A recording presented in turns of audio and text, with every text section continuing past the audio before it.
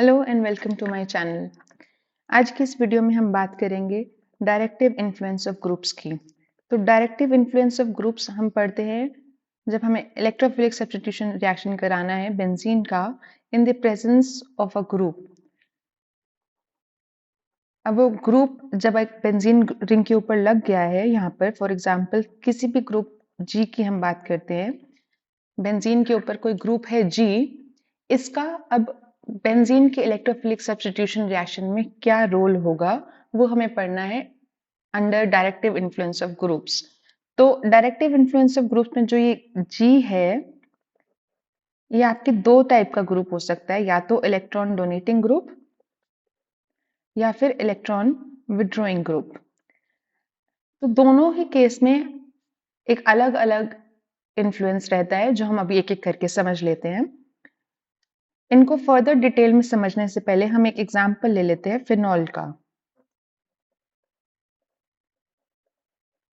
Phenol में आपके पास दो लोन पेयर हैं।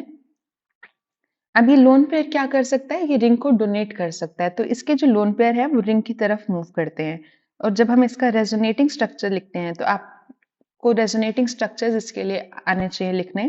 तो रेजोनेटिंग स्ट्रक्चर जब आप लिखते हो तो ये इसका पहला रेजोनेंस का स्ट्रक्चर आ गया है, जिसमें रिंग के ऊपर क्या क्रिएट हो गया है, एक नेगेटिव चार्ज। अब फर्दर आप इसके रेजोनेटिंग स्ट्रक्चर्स लिखते हो तो रिंग के ऊपर ये नेगेटिव चार्ज मूव करता है। तो ओवर द एंटायर रेजोनेंस ये नेगेटिव चार्ज पूरे रिंग में मूव करता रहता है। और ये हो गया हमारा नेक्स्ट रेजोनेटिंग स्ट्रक्चर। और अब हम पहुंच गए हैं इसके फाइनल रेजोनेटिंग स्ट्रक्चर के ऊपर। अब ये रेजोनेंस हमने यहाँ पर क्यों लिखा है, डायरेक्टिव इन्फ्लुएंस ऑफ ग्रुप्स के अंडर हम क्यों रेजोनेटिंग स्ट्रक्चर्स ड्रॉ कर रहे हैं फिनॉल के, तो ये हम इसका इन्फ्लुएंस समझने के लिए ही रेजोनेंस ड्रॉ कर रहे हैं।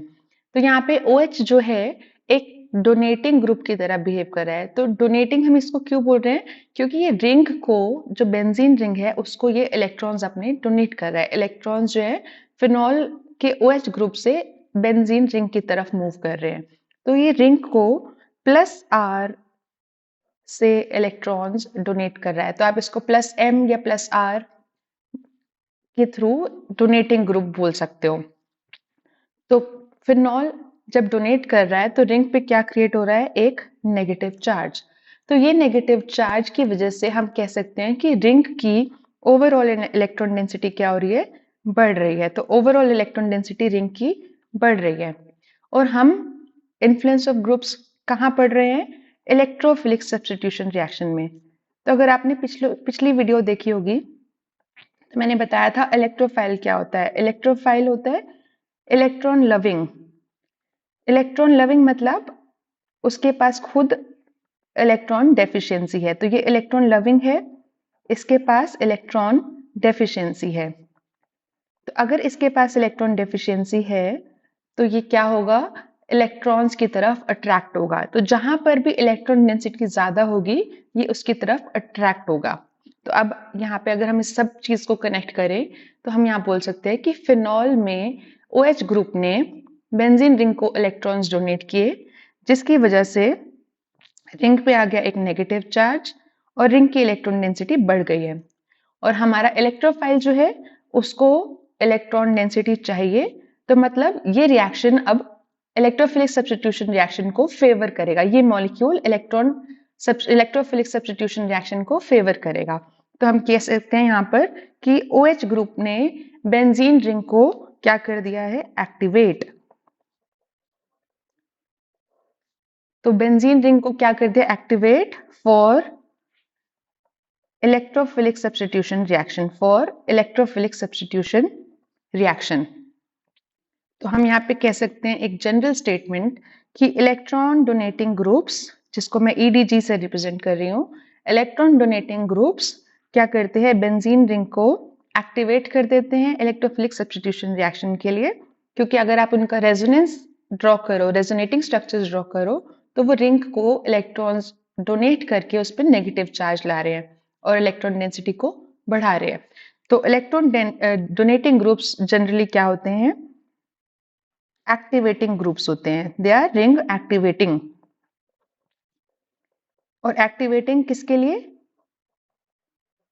इलेक्ट्रोफिलिक सब्स्टिट्यूशन रिएक्शन के लिए। अब एक्टिवेट तो इन्होंने कर दिया, इसके बाद हमें दूसरी चीज ये समझनी होती है कि अब फिनॉल में जैसे फॉर एग्जांपल OH लग गया है या कोई भी ग्रुप जो डोनेटिंग ग्रुप है G, अगर वो बेंजीन रिंग पे लग गया है तो अब जो नया इलेक्ट्रोफाइल आएगा वो कहां पर जाएगा? तो वो जाएगा इस केस में, इलेक्ट्रॉन डोनेटिंग ग्रुप्स के केस में, ऑर्थो और पैरा पे। ऑर्थो और पैरा पोजीशंस हैं जो उन पे जाएगा। तो यहाँ पर ऐसा क्यों होता है? क्योंकि अगर आप रेजोनेंस अगेन फिर से एनालाइज करोगे तो जो नेगेटिव चार्ज है वो कौन कौन सी पोजीशन पे आ रहा है? ऑर्थो पे, पैरा पे और फिर से ऑर्थो पे। तो स्ट्रक्चर 2, 3 और 4 में अगर आप देखो तो नेगेटिव चार्ज आप ऑब्जर्व कर पाओगे कि नेगेटिव आ रहा है ऑर्थो पे with respect to OH group, para पे और फिर ऑर्थो पे। तो ये ऑर्थो और पैरा पोजीशंस भी रिलेटिव ही होती है ग्रुप के हिसाब से। तो यहाँ OH के हिसाब से ऑर्थो, पैरा और फिर ऑर्थो पे आ रहा है। तो इलेक्ट्रॉन डेंसिटी कहाँ पर बढ़ रही है? ऑर्थो और पैरा पे। तो इलेक्ट्रोफाइल तो वहीं जाना चाहेगा ना जहां पर इलेक्ट्रॉन डेंसिटी ज्यादा है। तो इसलिए ये क्या होते हैं? Ortho para directing.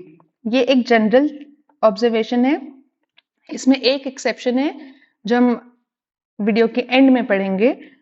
तो इलेक्ट्रॉन डोनेटिंग ग्रुप्स जो है क्या होते हैं? Ring activating and ortho para directing. तो अब हम एग्जांपल लेते हैं एक इलेक्ट्रॉन विथड्रॉइंग ग्रुप का।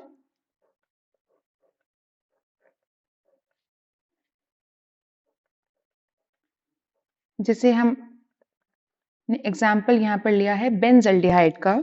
इसमें जो ग्रुप लगा है वो है एल्डिहाइड ग्रुप। तो एल्डिहाइड ग्रुप का फिर से हम रेजोनेटिंग स्ट्रक्चर्स ड्रॉ करेंगे। इस बार जो इलेक्ट्रॉन्स हैं वो मूव करते हैं एल्डिहाइड ग्रुप की तरफ। इसके 5 जब हम रेजोनेटिंग स्ट्रक्चर्स बनाएंगे टोटल, तो हम यहाँ पे ऑब्जर्व करेंगे कि इसमें बेंजीन रिंग के ऊपर क्या आता है? एक पॉजिटिव चार्ज। और फिर ये मूव करते रहते हैं और इस तरह से हमने लिख लिए हैं बेंजल्डिहाइड के 5 रेजोनेटिंग स्ट्रक्चर्स। तो अगर आप यहाँ पर बेंजीन के resonating structures with aldehyde groups देखोगे तो इधर बेंजीन के ऊपर क्या आ गया है? एक पॉजिटिव चार्ज। मतलब ये जो ग्रुप है ये एक इलेक्ट्रॉन विड्रॉइंग ग्रुप है। इसने बेंजीन रिंग से इलेक्ट्रॉन डेंसिटी अपनी तरफ विड्रॉ कर ली है। तो विड्रॉ कर लिए तो बेंजीन की इलेक्ट्रॉन डेंसिटी इसने कम कर दिया है। तो इलेक्ट्रॉन डेंसिटी इस केस में बेंजीन की रिंग के ऊपर हो गई है कम। अब इलेक्ट्रॉन डेंसिटी कम हो गई तो इलेक्ट्रोफाइल क्या होगा? इसके पास उतना ज्यादा जल्दी नहीं जाएगा क्योंकि इसके पास इलेक्ट्रॉन डेंसिटी अब रिलेटिवली कम हो गई है। तो खाली बेंजीन के कंपैरिजन में यहाँ पर इलेक्ट्रॉन डेंसिटी डिक्रीज हो गई है। तो ये क्या करेंगे? इलेक्ट्रोफिलिक सब्स्टिट्यूशन रिएक्शन का रेट कम कर देंगे। तो ये कैसे ग्रुप हो जाएंगे? डीएक्टिवेटिंग। तो इलेक्ट्रॉन विड्रॉइंग ग्रुप्स क्या होते हैं? Ring deactivating. अब ये तो हमें समझ में आ गया कि ये डीएक्टिवेटिंग है, मतलब ये इलेक्ट्रोफिलिक सब्स्टिट्यूशन रिएक्शन का रेट कम कर देंगे। तो यहां पर कम होने के बाद लेकिन इलेक्ट्रोफिलिक सब्स्टिट्यूशन रिएक्शन होगा तो सही, रेट बस कम हो जाएगा, बट ऐसा नहीं होगा कि रिएक्शन होगा ही नहीं। तो इलेक्ट्रोफिलिक सब्स्टिट्यूशन रिएक्शन होगा तो होगा अब कहां पर? अब इस केस में भी अगर आप रेजोनेटिंग स्ट्रक्चर्स देखो तो यहाँ पर भी स्ट्रक्चर 2, 3 और 4 में चार्ज क्रिएट हुआ है, बट यहाँ पर चार्ज है पॉजिटिव। पर हमें पॉजिटिव चार्ज पर तो जाना नहीं है क्योंकि इलेक्ट्रोफाइल ऑलरेडी इलेक्ट्रॉन डेफिशिएंट है। वो इलेक्ट्रोफाइल अब इलेक्ट्रॉन रिच पोजीशंस ढूंढता है। तो यहाँ पर सेकेंड, थर्ड और फोर्थ स्ट्रक्चर में इलेक्ट्रॉन डेंसिटी कौन कौन सी पोजीशन पे ज्यादा कम हुई है? वो है ऑर्थो अगेन और पैरा। तो यहाँ पर जो पॉजिटिव चार्ज आता है अब वो भी कहाँ पे आता है? ऑर्थो और पैरा पे। तो इस केस में जो रिएक्शन होती है, इस केस में जो नया इलेक्ट्रोफाइल आता है वो आता है at meta position with respect to the original group. तो इस केस में कहा जाता है वो मेटा पोजीशन पे। तो हमारे इलेक्ट्रॉन विड्रॉइंग ग्रुप्स क्या होते हैं? Meta directing. तो वो रिंग डीएक्टिवेटिंग और मेटा डायरेक्टिंग होते हैं, मतलब वो rate of electrophilic substitution reaction को कम कर देंगे, लेकिन जब रिएक्शन होगी तो नया इलेक्ट्रोफाइल कहाँ जाएगा? वो जाएगा हमारा मेटा पोजीशन पे। अब मेटा, ऑर्थो, पैरा ये सब पोजीशन ग्रुप के रिस्पेक्ट में होती हैं। तो जहां पर भी आपका ग्रुप लगा हुआ है ओरिजिनल, उसके रिस्पेक्ट में नया इलेक्ट्रोफाइल जो है मेटा, ऑर्थो या पैरा पे जाएगा। वो डिपेंड करता है ग्रुप के नेचर पे। तो electron donating groups are activating and orthopara directing, whereas electron withdrawing groups are deactivating but meta directing. तो ये एक जनरल केस है। तो इसका एग्जाम्पल अगर आपको देखना है, मैं एक जनरल रिएक्शन लिख रही हूँ। फिनॉल, क्योंकि हमारा इलेक्ट्रॉन डोनेटिंग ग्रुप है, इसमें आपने इलेक्ट्रोफाइल डाला,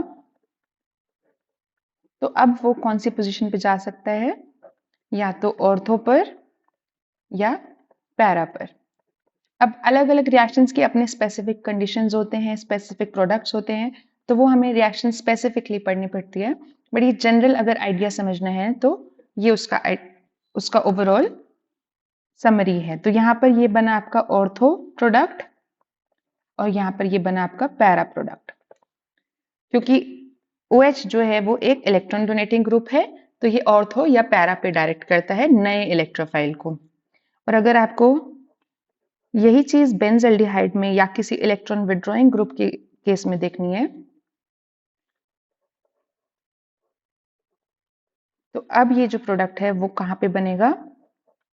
मेटा पर।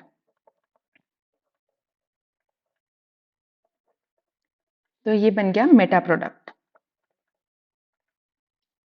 और एक जो एक्सेप्शन है इलेक्ट्रोफिलिक सब्स्टिट्यूशन रिएक्शंस के केस में, to understand directive influence of groups, तो वो है हैलोजेंस। हैलोजेंस हमारे रिंग डीएक्टिवेटिंग होते हैं बट ऑर्थो पैरा डायरेक्टिंग होते हैं। तो इन जनरल क्या होता है, जो एक्टिवेटिंग ग्रुप्स होते हैं वो ऑर्थो पैरा डायरेक्टिंग होते हैं और डीएक्टिवेटिंग ग्रुप्स मेटा डायरेक्टिंग होते हैं। तो इनके केस में ये विड्रॉ भी करते हैं और डोनेट भी करते हैं। तो विड्रॉइंग इफेक्ट होता है इनका -I और डोनेटिंग इफेक्ट होता है इनका +R या +M।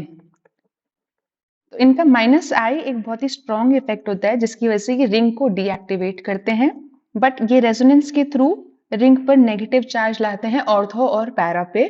तो इनका I इफेक्ट जो है वो ज्यादा स्ट्रॉन्ग होता है, जिसकी वजह से ये डीएक्टिवेटिंग होते हैं। बट रेजोनेंस के थ्रू ये ऑर्थो और पैरा पे नेगेटिव चार्ज क्रिएट करते हैं बेंजीन के ऊपर, तो इसलिए ये ऑर्थो पैरा डायरेक्टिंग होते हैं।